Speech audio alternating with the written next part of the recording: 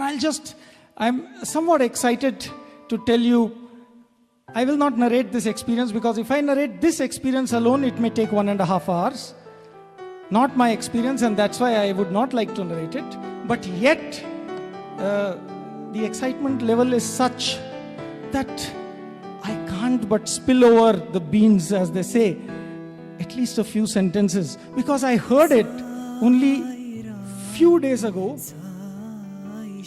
See, we are living in such a place, in such a world, that even after 33 years of staying and listening to experiences and experiences and experiences of Swami, we still come across things which make us sit upright and then say, hey, I want to listen to that till the very end. And that was something that somebody narrated in our moral class on last Thursday. Somebody from Kerala, who has also spoken on many occasions, and he will himself narrate such an experience, but for the first time he has possibly spoken it in public. And just to cut it short, he said that after having come to Swami at the age of 3 in 1953, in 1960s, he became an atheist, and then finally joined the Communist Party, and then finally became anti-God, anti-Swami, anti-everything. And then their only aim was to eliminate all the spiritual heads in this country. And they had decided, you know Krishna's life, how it was. The entire childhood was only filled with, if you hear the stories, first day this demon came, next day that demon came, next day this demon came. It was only full of how he managed various devils and various demons. And this man releases this story, possibly to the world, and you better listen to it from him. And he says that 27 of them young people decided to finish 27 religious heads of the country, and they drew lots. And in his lot was, lots for what? Whom should I finish? Each one had to finish one, because their aim was very pure. They were convinced that the religious heads are spoiling this country, and we must do something to save this country. So best is eliminate all the religious heads. So in his lot came up Bhagwan Sri Sathya Sai Baba. And then rest of the 1 hour we were all sitting upright as he was describing details of how, when, where, why. He was going to do it with a dagger hidden inside a mouth organ, sitting as a devotee.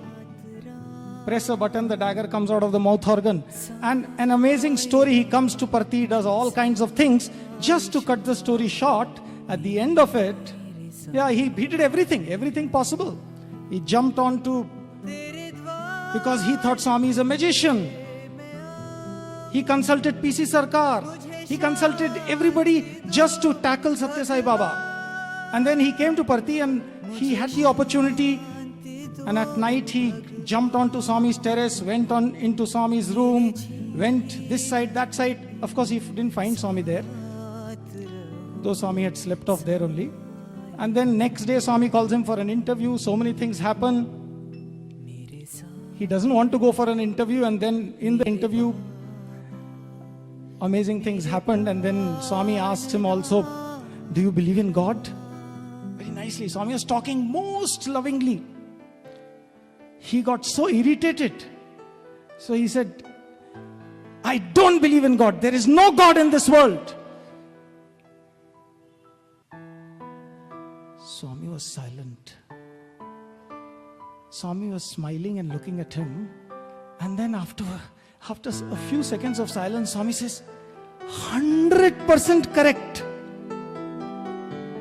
When Swami told that, this man could not stand it any longer.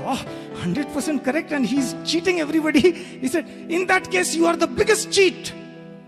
You are the one who's telling people that there is God and there is that so many things. And Swami was very kind, and then told me, hey, come on, cool down. Why are you getting so hot? Fast forward this story. Swami just talked to him some interesting things, left him. He had already planned in his diary, he had written the time 10:30, 18th August 1967, 10:30 p.m. with a dagger in Prashanti Nilayam. Oh, it's interesting. But finally on that day, because they won't do it before that when the plan is made, on that day he sleeps inside the Prashanti Nilayam and Swami is sleeping right there next to him on a cot on that day. Every day Swami doesn't sleep there down. That day Swami sleeps there. And then everybody sleeps off. This fellow was a young boy. Haughty, naughty. His parents were devotees. And he said, I was related to Sri Kasturi. Just amazing insights. At 10 o'clock, the bell rings. Tung, tung, tung. 10 times. Swami was sleeping. This boy was just there. His mouth organ was behind him. At 10 o'clock, when that happened, suddenly Swami got up and sat down. And he looked at him. And this boy didn't know what to do. So, because time is not yet there, he has fixed the time. So Swami asked him, hey, what's the time? He said, 10 o'clock. Oh, 10. And Swami slept back. At 10:30, tongue, single tongue. Swami got up, sat down, looked straight into this boy's eyes. He didn't know what to do because he didn't expect Swami will get up just then. Mouth organ is not with him. Swami looks at him, stares at him, and does this, like this.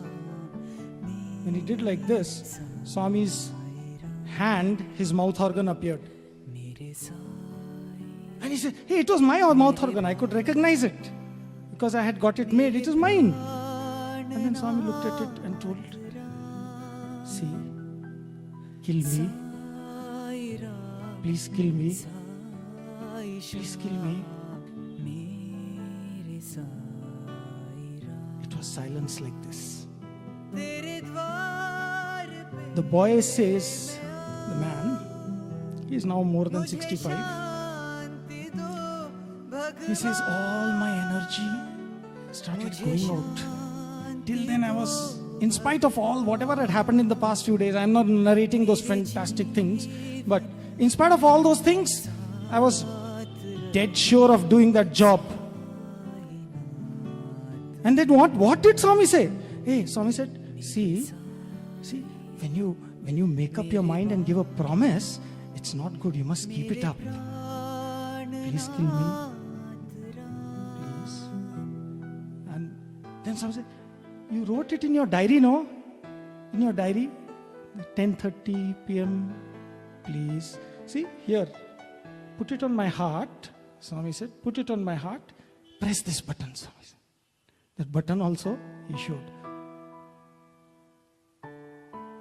And as Swami kept requesting him to do that, he says, all my energy went off. And finally, that harmonium, mouth organ dagger fell down from Swami's hands. This boy's, by then his hands were on Swami's lap. They were cold. And when the dagger falls down, it hit this boy's toe. And his toe started bleeding. And then Swami tore his robe and put a bandage on his toe. He said, 18th August 1967, I had decided to kill him. He finished me.